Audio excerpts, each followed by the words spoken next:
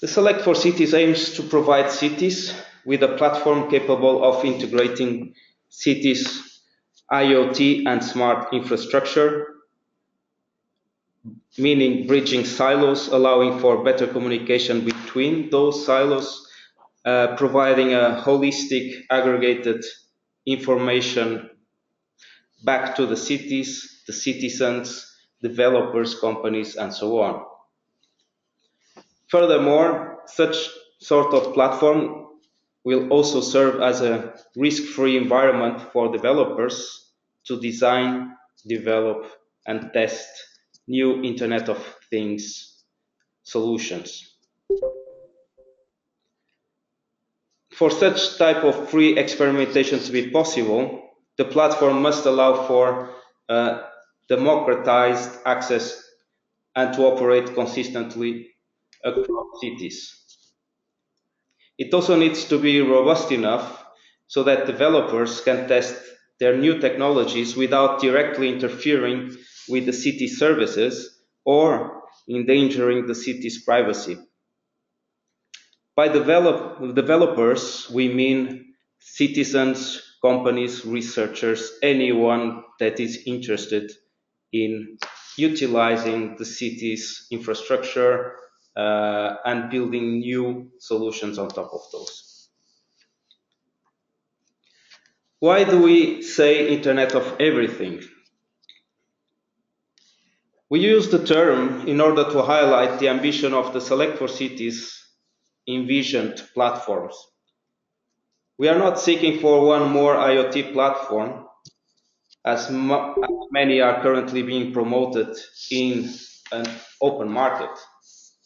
What we want is a platform capable of connecting the current and future IoT and smart infrastructures, platforms, products, services, data, in such a way that they can be seen as a single entity. Also, by using the term Internet of Everything instead of rather IoT, we want to highlight that we expect more than to see a connection between individual objects and systems with the Internet. We want to see a living system capable of evolving with the cities, connecting the physical spaces, the people, and objects alike, not only to the Internet, but also between them, each other. This type of hyperconnectivity will allow for real-time data to be leveraged even more efficiently than what it is now, transferring the right information to the right person, devices, at the right time. Therefore, the use of term Internet of Everything. So, what do we expect from you, candidates, to this pre-commercial procurement process?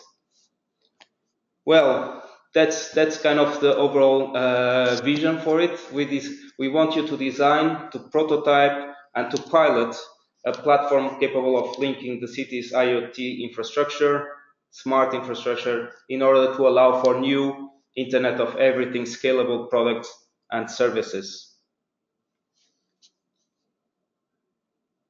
Through this type of vision, we believe that the cities are going to be able to get a lot of spin-offs through new and better services for the citizens, for companies, improvement of the public sector efficiencies, reducing public sector costs. We expect to see more better services, improving citizens' quality of life, and in areas, all kinds of areas, domains, such as, for example, mobility, energy, security, which are areas that are already kind of scaling up as we see today. And with the Internet of Everything citywide scale lab environments, we want to see local developers to have a cross-border environment that gives them more visibility and opportunities to monetize on their successful projects. since through these platforms they will be able to export their solutions easily. This will ultimately help to dynamize the economy and create new jobs. And this links to the consortium behind this project. This project it's driven by three known smart cities: Antwerp, Copenhagen, Helsinki, together with a consortium of open innovation experts that are driving the operational part of the project. Forum Virium Helsinki is the coordinator of the project and acts as a member of the buyers group. The city of Copenhagen, through its innovation unit solutions lab, is also a member of the buyers group. Digipolis, it's our lead procurer, so the lead member of the buyers group, and also acts as the city of Antwerp digital procurer. The city of Antwerp is directly linked to Digipolis and is here in the quality of a supporting role to Digipolis, and also as a city ultimately the end user of the solutions to be developed. IMEC is a living lab expert running the City of Things large-scale living lab in Antwerp. So there is here in the quality of expert and as a platform provider for the later testing of the solutions. And finally, we have 21C Consultancy, which is responsible for the communication and dissemination of the project activities and competition and so on. And 21C will be the key interface between you throughout this request for tenders call and us. Overall, the project has a duration of 4 years, and we have a budget of approximately 5.6 million euros. It is co-funded by the European Commission. We started in December 2015, and we expect to end in the end of 2019. We have allocated a budget for the pre-commercial procurement of approximately 4 million euros. A little bit of background into the cities that are responsible for this project. We have several leading domains, smart city related domains that are within our cities, such as open data, e-government, participation, smart housing, grid, air quality, smart urban mobility, and so on. The cities, our 3 cities, have several platforms, data sets, and infrastructure already in place.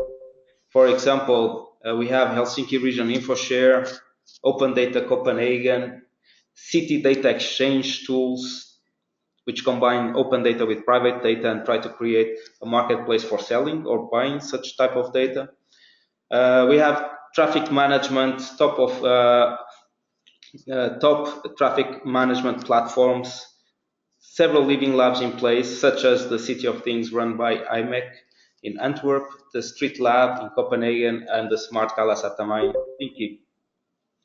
So this is the right time for us to capitalize and scale up these individual achievements by bringing them together in a large Internet of Everything ecosystem. And like I mentioned before, allowing for real-time usage of their aggregated data and the development of new innovative solutions on top of those.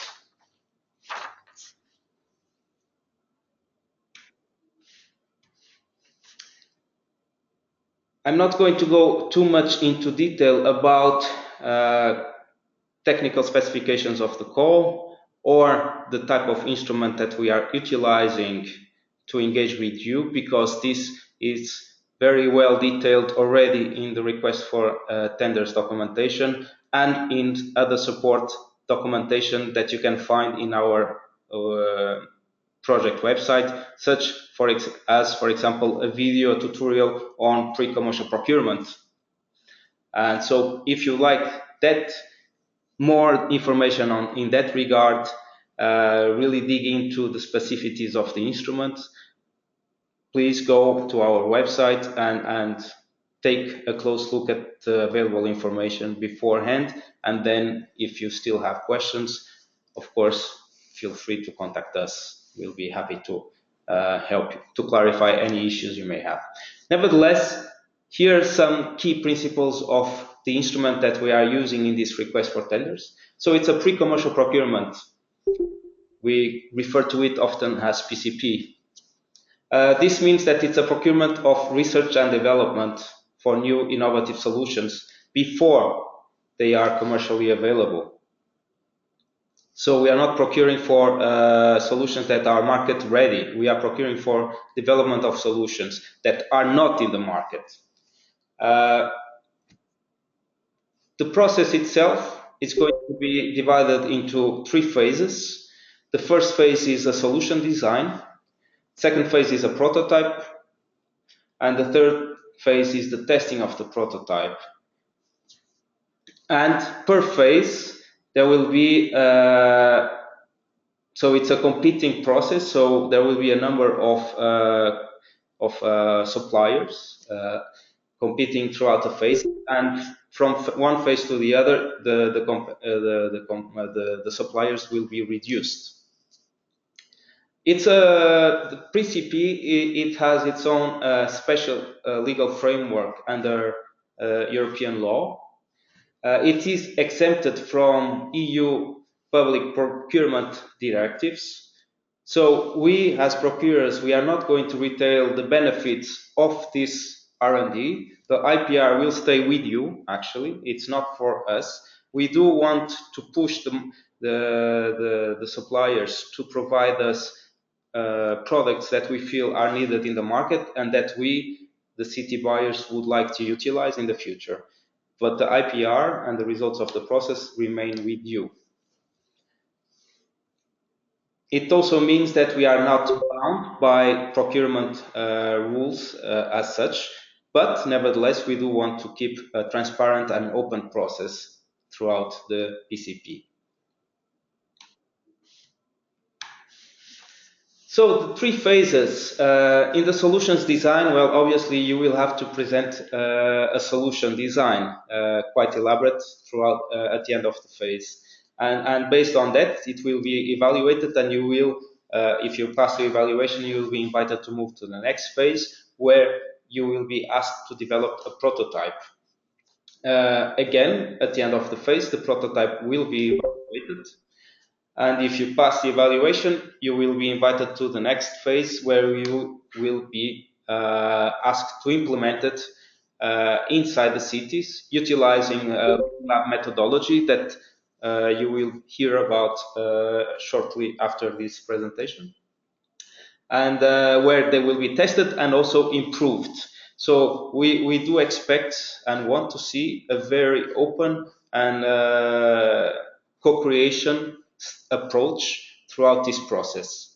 We do not expect you to go back after you are awarded a contract, to go back to your offices or your design studios and then come up with a ready-made solution. No, we do want to be as interactive with you as possible to ensure that you understand the challenges and goals behind this, and to ensure also that the solutions match our expectations.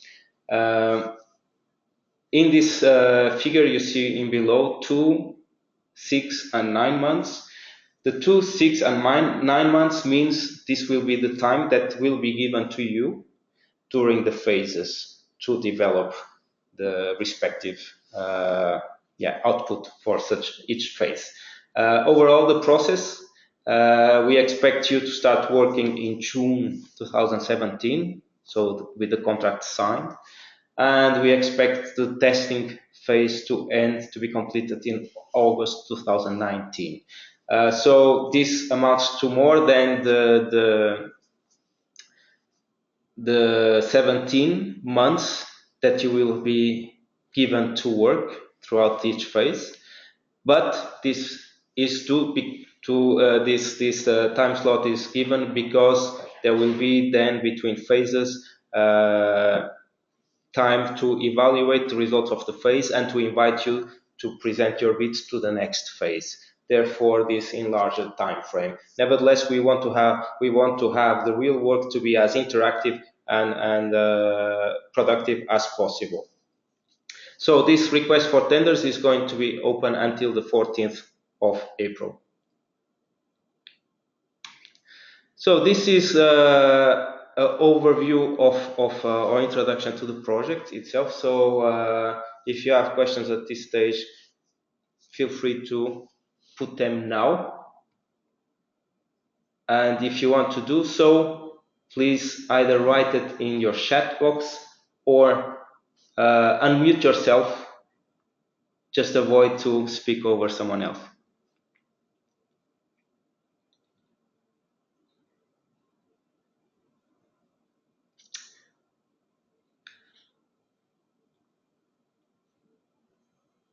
Okay, so I take this as no questions at this point. If you do have them and you didn't manage to unmute yourself or put them in writing right now, again, you will have time to do so as we move along.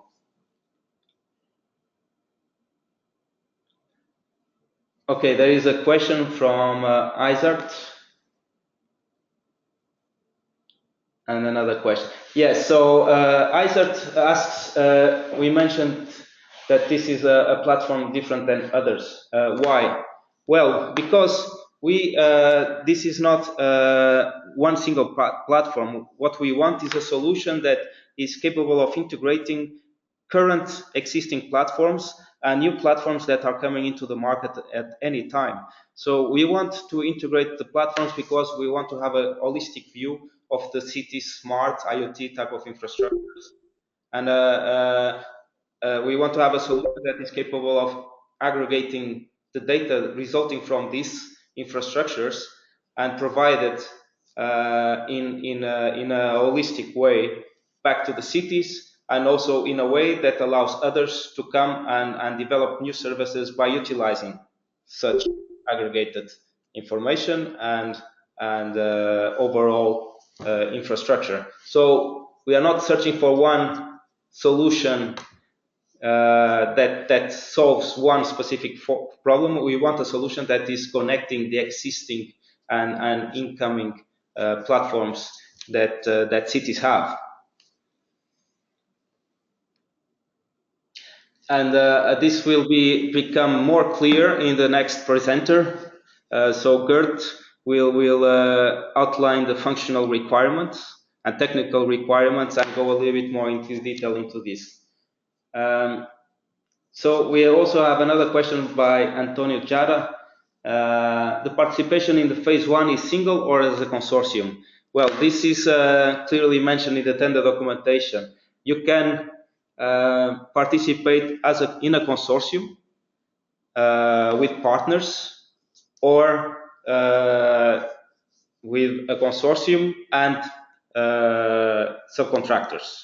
So you are free to come up with your own best approach for it. We understand that this request is quite challenging, and therefore it's totally normal or expected even to work in a consortium, but it's up to you. Okay, so now,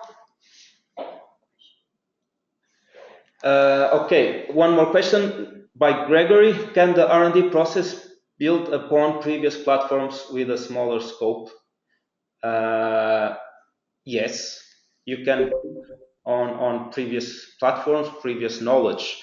In fact, we expect you to, because we understand that such type of solution, it's quite difficult to build from scratch. So particularly in the given time frame that you will have, and also with the budget that we are offering.